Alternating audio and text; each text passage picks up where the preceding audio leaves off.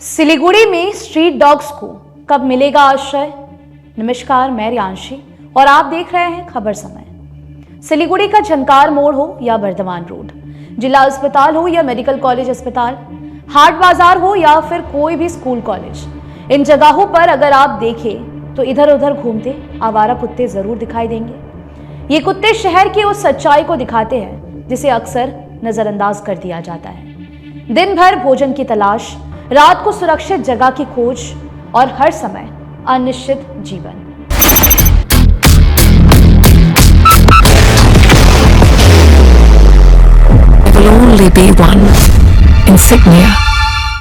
यही इन street dogs की दिनचर्या है। शाम ढलते ही इन कुत्तों की मौजूदगी अधिक नजर आने लगती है।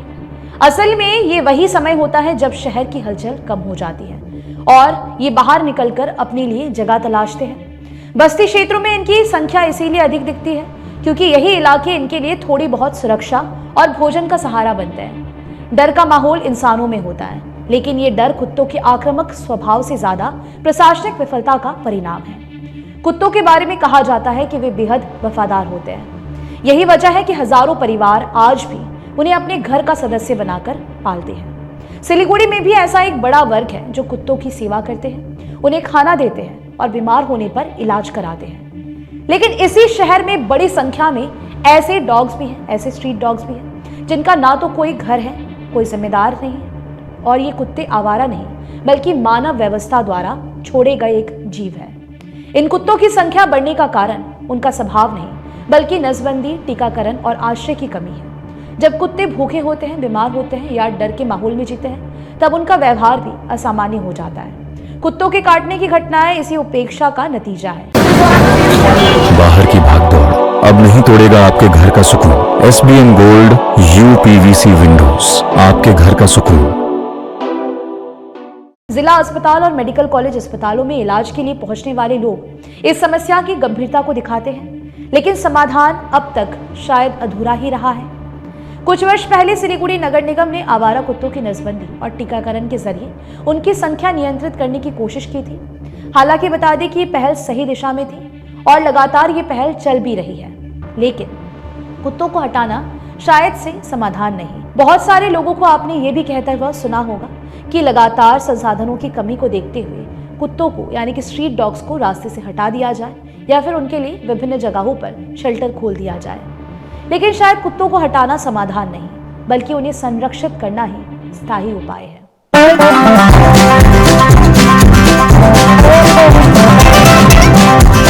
ड्रीमलैंड अम्यूजमेंट पार्क नियर फुलबाड़ी बैरेज, सिलीगुड़ी। अब सुप्रीम कोर्ट ने आवारा कुत्तों को लेकर एक मानवीय दृष्टिकोण अपनाया है। अदालत ने यह स्पष्ट किया है कि इन कुत्तों को भी सम्मान पूर्वक जीवन जीने का अधिकार है। कुत्तों को इंसान बनाने का अर्थ ये नहीं कि उन्हें इंसानों जैसा बनाया जाए, बल्कि यह है कि उन्हें भी जीवन, सुरक्षा और देखभाल का हक मिले। सुप्रीम कोर्ट का मानना है कि हर राज्य में आवारा कुत्तों के लिए आश्रय केंद्र, नियमित टीकाकरण और व्यापक नसबंदी की व्यवस्था होनी चाहिए। दुर्भाग्यवश असम को छोड़कर अधिकांश राज्यों ने अब तक इस दिशा में गंभीर पहल नहीं की है। सुप्रीम कोर्ट की नाराजगी इसी लापरवाही को लेकर है। अदालत ने स्पष्ट चेतावनी दी है कि आदेशों की अनदेखी अब बर्दाश्त नहीं की जाएगी। ये नाराजगी कुत्तों के लिए नहीं बल्कि उन व्यवस्थाओं के लिए है जो अपनी जिम्मेदारी निभाने में विफल रही है। अस्पताल, स्कूल, बस अड्डे और बाजार जैसे संस्थागत क्षेत्रों में कुत्तों की मौजूदगी इस बात का संकेत है कि उनके लिए कोई निर्धारित सुरक्षित स्थान नहीं है। हाल ही में जलपाईगुड़ी के एक सरकारी अस्पताल की घटना, जिसमें एक कुत्ता मानव अंग लेकर घूमता दिखा, न केवल मानवता के लिए शर्मनाक है बल्कि ये कुत्तों की दुर्दशा को भी उजागर करती है। ये कुत्तों की क्रूरता नहीं बल्कि हमारी व्यवस्था की संवेदनहीनता है। इनमें उन कुत्तों की कोई कसूर नहीं, ये बल्कि पूरे सिस्टम फेलियर को दोष देना चाहिए।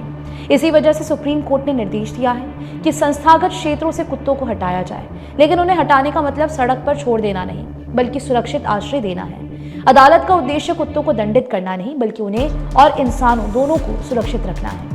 राज्यों से मांगा गया हलफनामा इसी जवाबदेही का हिस्सा है। हालांकि कई राज्यों में जवाब सिर्फ कागजी दावे साबित हुए हैं। सुप्रीम कोर्ट ने यह भी माना है कि कुत्तों के काटने के मामलों को सही और ईमानदार डेटा सिर्फ असम ने दिया है। 2024 में 1.66 लाख और 2025 के जनवरी महीने में 20,900 घटनाओं का आंकड़ा ये बताता है कि समस्या काफी गंभीर है, लेकिन इसका समाधान संहार नहीं सुधार है।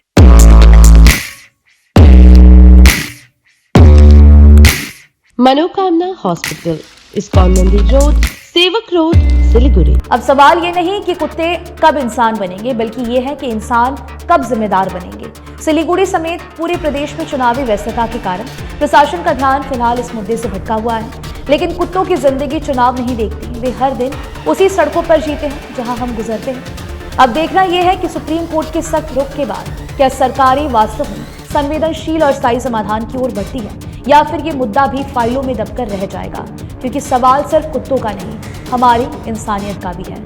फिलहाल आपकी क्या राय है इस पूरे विषय को लेकर, हमें जरूर से बताइएगा। Elevate your career at IIHM Siliguri, organizers of the International Young Chef Olympiad. Earn a degree with placements in France and Mauritius. Now in Kalimpong, we specialize in world-class hospitality career. City or hills, secure your global hospitality future at IIHM. क्या आप सहमत हैं इस पूरे राय को लेकर? हमें बताना ना भूलें। फिलहाल के लिए मुझे दीजिए इजाजत। आपको बता दें कि आपके लिए खबर हमारे प्रतिनिधि सुरेंद्र श्रीवास्तव द्वारा लिखी गई है।